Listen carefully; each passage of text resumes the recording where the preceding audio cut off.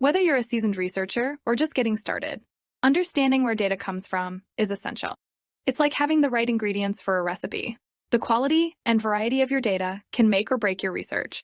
So, in this video, we'll explore the diverse landscape of data sources that researchers tap into to uncover insights, draw conclusions, and contribute to our collective understanding of the world. We'll be covering everything from primary and secondary sources to the exciting realms of experimental data. Stick around, because by the end of this video, you'll have a solid grasp of where researchers get their data and why it matters. Data can be categorized into various types based on its sources. Here are some common sources of data: primary sources, secondary sources, internal sources, external sources, sensor data, experimental data, human-generated data, and geospatial data. Primary data refers to original data collected directly from the source for a specific research purpose. This type of data is first-hand information that has not been previously collected, processed, or analyzed. Researchers gather primary data to address their research questions, test hypotheses, or achieve specific research objectives. The advantage of primary data is that it is tailored to the specific research objectives and is often more relevant and accurate for the research context. However, collecting primary data can be resource-intensive and time-consuming compared to using existing data sources, secondary data. Researchers need to carefully plan and design their data collection methods to ensure the validity and reliability of the primary data collected. There are various methods for collecting primary data, and some common examples include surveys and questionnaires. Researchers design structured surveys or questionnaires to gather information directly from individuals. Respondents provide their responses to predefined questions, allowing researchers to collect quantitative or qualitative data. Interviews, one-on-one or group interviews, involve direct interaction between the researcher and the participants. This method allows for in-depth exploration of topics and the collection of detailed qualitative data. Observations. Researchers directly observe and record behaviors, events, or phenomena in real-world settings. Observations can be structured or unstructured and may involve human or non-human subjects. Experiments. Controlled experiments are conducted in a laboratory or controlled environment, allowing researchers to manipulate variables and observe the effects.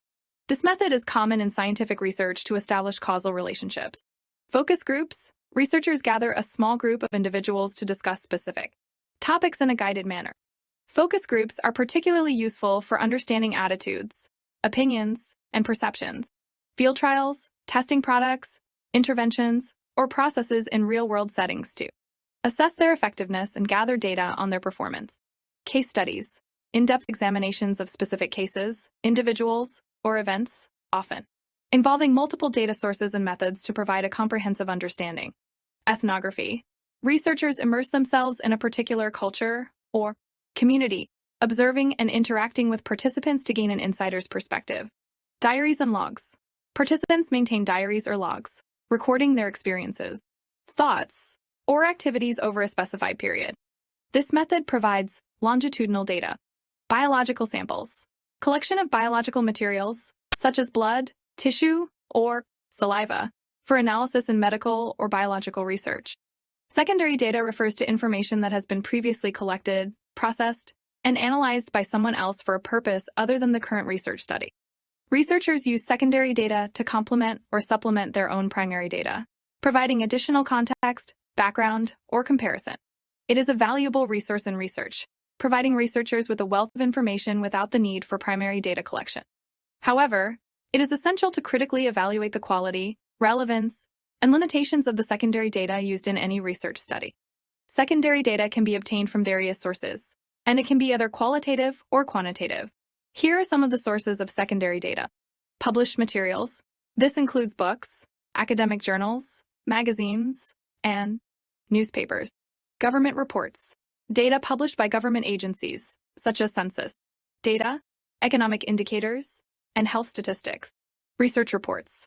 Findings and data from previous research studies conducted by other researchers or institutions. Databases. Accessing existing databases, whether maintained by government organizations, research institutions, or commercial entities. Company reports. Annual reports, financial statements, and other documents released by companies and organizations. Internal sources of data refer to information that originates from within an organization or company. These sources typically involve data that the organization generates or collects as part of its regular operations and activities. Internal data is often considered proprietary and specific to the organization, providing insights into its functioning, performance, and various aspects of its internal environment. Some sources of internal data are company records, customer relationship management systems, employee records, operational data, internal reports and memos, website analytics, social media analytics, and internal research and development data. External sources of data refer to information that is obtained from outside an organization or company. This data is collected by entities other than the organization itself and can provide valuable insights into the external environment, industry trends, market conditions, and various other factors that may impact the organization. Examples of external data sources are as follows. Market research reports. These are reports published by market research firms, providing data on industry trends, market size, competition, and consumer behavior. Government and regulatory agencies. Some of these data are census data and economic indicators like inflation rate, unemployment rates, and GDP growth. Industry publications and journals. External data can come from publications specific to an industry or field, providing insights into the latest research, technological advancements, and market trend. Competitor information. You can also source data from competitors' products. Market share, pricing strategies, and financial performance gathered from public records, industry reports, and news sources. Trade associations and chambers of commerce. Another good source of external data on industry standards, best practices, and networking opportunities are the trade associations and chambers of commerce.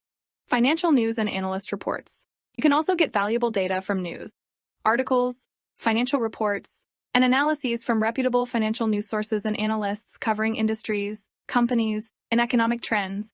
Social media and online platforms. These can provide social media data such as insights into public sentiments, trends, and consumer feedback gathered from social media platforms. There are also web analytics, data on website traffic, user behavior, and online interactions obtained from tools like Google Analytics. Consumer surveys and feedback.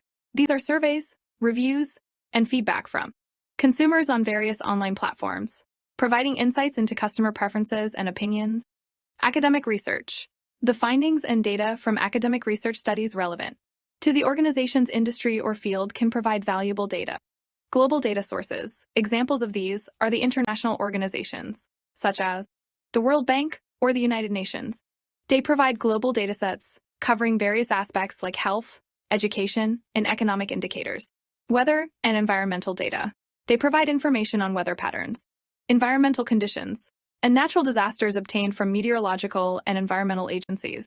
Legal and regulatory data. You can access information on laws, regulations, and compliance requirements relevant to the organization's industry, obtained from government agencies or legal databases. Supplier and partner data. The data that can be derived from suppliers, distributors, and business partners include information on product availability, delivery times, and market conditions. Consultancy reports. The reports and analyses from consulting firms providing insights into industry trends, best practices, and strategic recommendations. Experimental sources of data involve the systematic manipulation of variables in a controlled environment to observe and measure the effects on the outcomes of interest. Experimental research is designed to establish cause and effect relationships between variables by introducing interventions or treatments and measuring their impact. Experimental sources of data play a crucial role in scientific research, particularly in fields such as psychology, medicine, and the natural sciences. Well-designed experiments provide valuable insights into causal relationships and contribute to the development of evidence-based practices and policies. Here are some key aspects to consider when talking about experimental sources. Controlled environment.